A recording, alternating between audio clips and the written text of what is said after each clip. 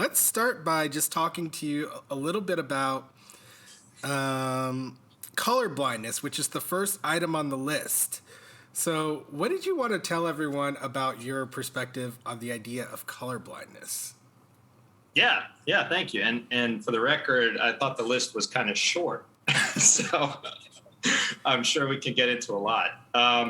For colorblindness, like a bit about my background, I'm a military brat. I've kind of lived all over the place, always trying to make new friends and new social circles, and at the same time, always feeling kind of like the outsider, trying to break in.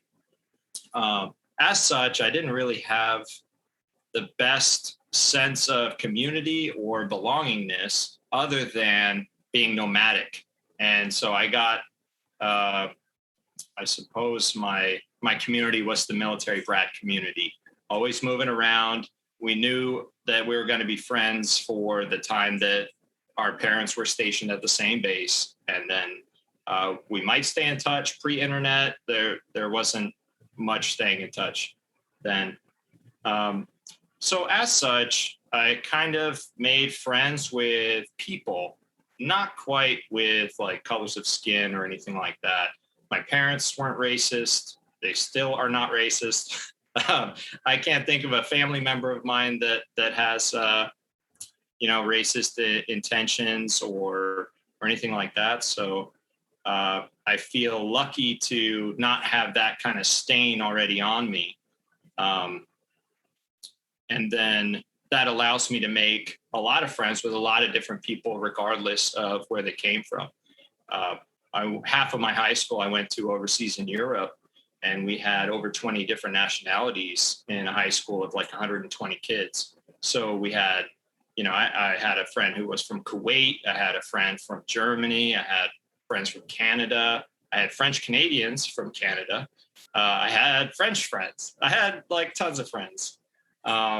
Also all different colors. So that, I guess it was around then that I started to become aware of a lot of the racism on a more serious level. In Europe, it was neo-Nazis. So a big thing for Europeans to do if they want to rebel against their society at that time in the 90s was to basically parade around as if they were a Nazi or a neo-Nazi. And that was kind of the ultimate act of rebellion there. Because it was such an embarrassing or suppressed kind of history to it. So, sorry, I peeked at the chat. So I also became very much an anti-Nazi and an anti-neo-Nazi from living in Holland. I didn't like any of that stuff. And that was kind of also where I understood, or that was the perspective in which I understood racism, was kind of like, are you a Nazi or are you not a Nazi? I came back to the States and finished up high school in the Midwest. And I didn't really see a lot of the racism. I'm aware of the KKK and I'm aware of Nazis. The Nazis were more real to me than the KKK was because I didn't really have any of those, personal experiences with like domestic white supremacists in the U.S. I didn't associate with those people. I didn't have them already in my social circle because I got to reestablish that everywhere I moved. So the whole point I'm leading up to is I feel like I am mostly colorblind to race, and that it has been a blessing, but also has kind of given me ignorance about racial topics that a lot of other people grew up with and understand intuitively. And I don't get it. So I've been realizing more and more through watching the show and moderating that my colorblindness is also a blind spot for me. So we'll take a couple of examples, and I know you have a response about all this too. But just recently, I asked one of my coworkers, who's Black, out to go cycling, like fitness and social bicycling, and he's Black. but I just see him as a coworker. So I'm in the Midwest right now, and I said, hey, I know of this really cool spot. We can drive to this trailhead. It's 45 minutes away, and then we're going to ride for 15 miles from this town to this town and back. And at this town, at the destination town, there's a coffee shop. So we'll ride there, we'll grab a coffee and chill out, and then we'll ride back. And he said, okay, great. That sounds good. Now, at this coffee shop, are they wearing masks or they're wearing hoods? And I was like, oh, like so this is a good example. Like, I'm so colorblind, I did not acknowledge his blackness, and I don't even think about that.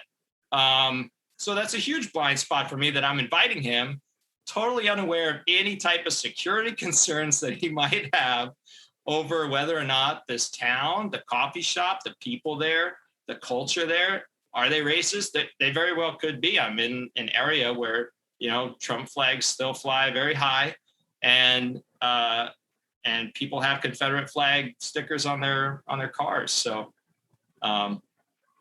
So yeah, that's just a really brief example of me being colorblind. And I think it's a good thing, except other people aren't. So then it becomes a bad thing. It becomes a blind spot that I'm not aware of this.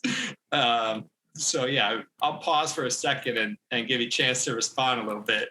Yeah, I mean, I think that was a really good kind of summation of how you grew up, your perception of race, how it has kind of been influenced by your upbringing, by the fact that you moved around a lot, the fact that you were always kind of ingratiated with other races, and you never had any of that influence that a lot of people in America do get, partially because you were living overseas, but also partially because people in your family were not really holding on to those kind of racist ideals.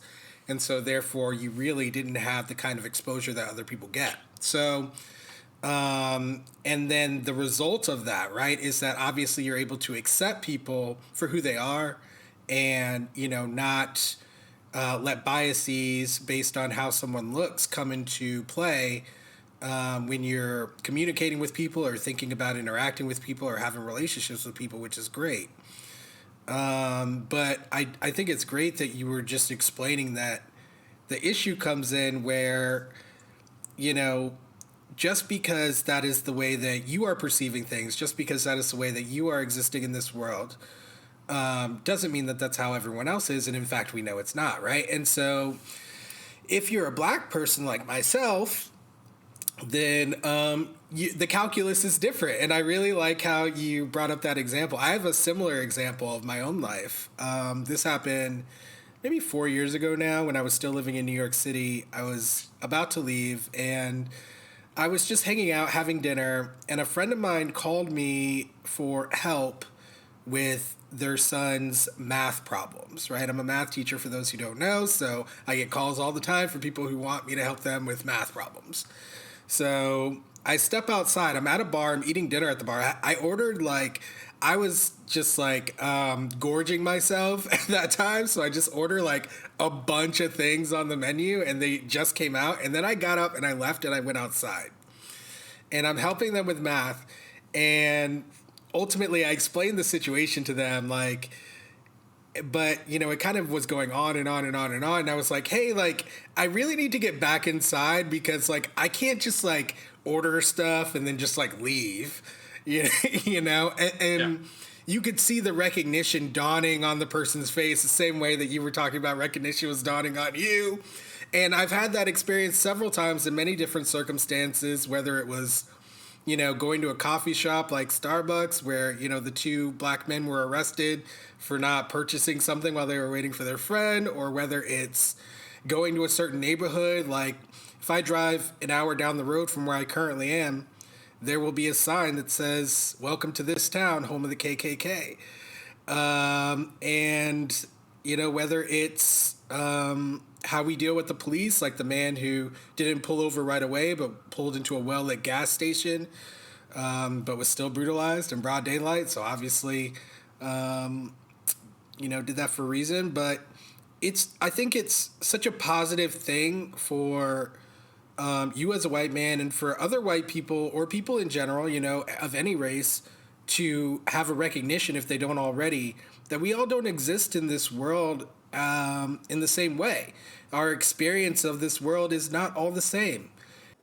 Thanks for watching. For access to the full-length conversation and all of the 2-hour-long, unedited conversations that I've had on race, click the support link in the description below. Thanks for your support, and see you next time.